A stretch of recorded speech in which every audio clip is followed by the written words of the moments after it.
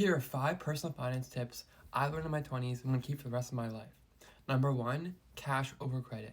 You can't afford to buy things you shouldn't be buying them with credit.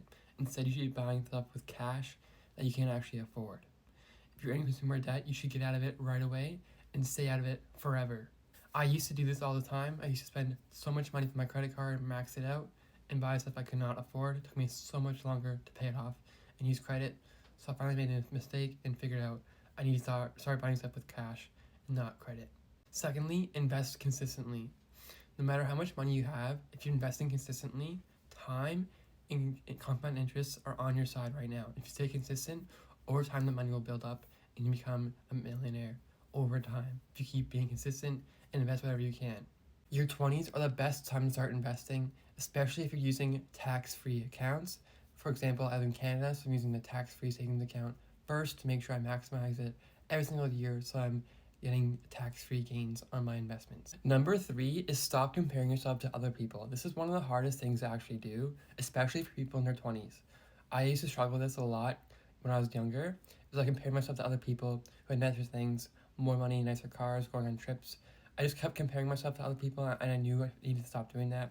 So that's why I started focusing on my own life and started being consistent, working hard to make sure I can do whatever I want and be consistent.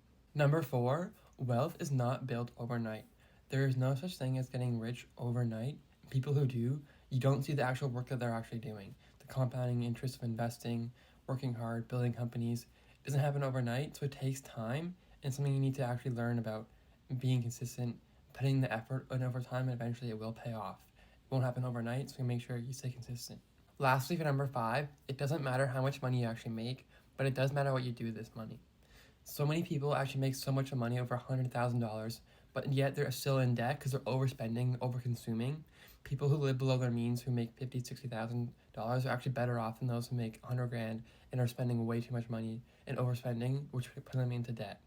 So you gotta make sure you're taking control of your personal finances as you're budgeting, making sure you're staying within your budget and living below your means. So if you can budget your income, control your spending, and live below your means, you're gonna be set for life. But it is easier said than done, so it takes a lot of time, a lot of commitment to do so. So if you like this video and want to learn more about personal finance, make sure you give me a follow, especially if you're in your teens or 20s. It's the best time to learn about personal finance. I believe everyone should learn about it, which is why I created this account.